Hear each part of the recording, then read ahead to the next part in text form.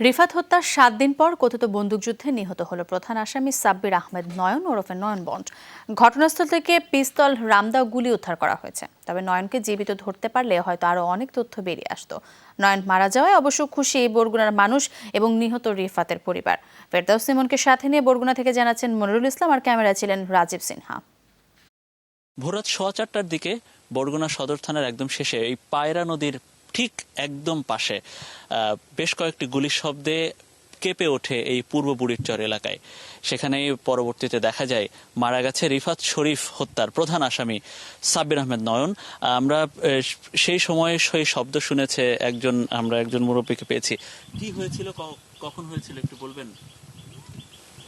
শেষ হইতে তারপর বন্দুকের আওয়াজ পাইছি, শব্দ ভাই আমরা দিকে আর আসিনি।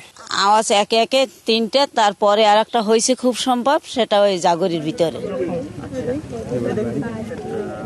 দিনে দুপুরে রিফাতের নৃশংস হত্যাকাণ্ড দেখে হতভম্ব বরগুনাবাসীর সকালটা শুরু হয় অন্যরকম ভাবে। বরগুনার পুরাকাটা পূর্ব বুড়িরচর এলাকায় গোলাগুলির আওয়াজের পর অনেকেই ভিড় করেন পায়রা নদীর তীরে। তারাই প্রথম শনাক্ত করে নয়নের মরদেহ। পুলিশের দাবি, শুরুতে তাদের লক্ষ্য করে গুলি ছুড়েছিল নয়ন নিজেই। এতে আহত হয়েছেন সদর সার্কেলের অতিরিক্ত পুলিশ সুপার শাহজাহান সহ 4 পুলিশ সদস্য। ঘটনাস্থল থেকে উদ্ধার করা হয়েছে অস্ত্র, রামদা ও গুলির খোসা। আমাদের উপর অতর্কিত গুলি বর্ষণ করে, পুলিশ আত্মরক্ষার্থে সন্ত্রাসীদের উপর গুলি বর্ষণ করে। সেখানে আমাদের অতিরিক্ত পুলিশ সুপার সদর সার্কেল 60 সহ 4 জন পুলিশ গুরুতর আহত হয়। ভোরের আলোতে পরবর্তীতে আমরা কর্ডন করে রাখলে স্থানীয় লোকজন এসে তাকে উক্ত মামলার 1 নম্বর আসামি বলে শনাক্ত করে।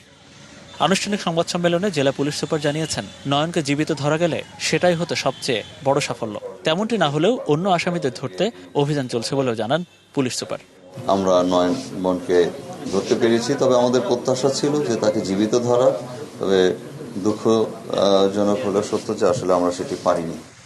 এদিকে ছেলে হত্যাকারীদের প্রধানের নিহত হওয়ার ঘটনায় খুশি রিফাত শরীফের পরিবার ও তার স্ত্রী মিন্নি। আমি শুনে অনেকটাই খুশি, আর বাকি যারা আছে তাদেরকেও যাতে ধরা হয়, ধরে ফাঁসিতে ঝুলানো হয়, আমি এই প্রত্যাশাই করি।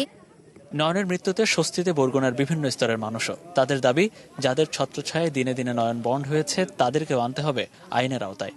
এ ধরনের ঘটনার জন্য আর কোনোদিন না ঘটে, এটা উপযুক্ত শাস্তি হয়েছে এবং এটা হওয়া উচিত আমি মনে করি। এটা একটা সঠিক বিচার, এরপর আর বিচার থাকে না।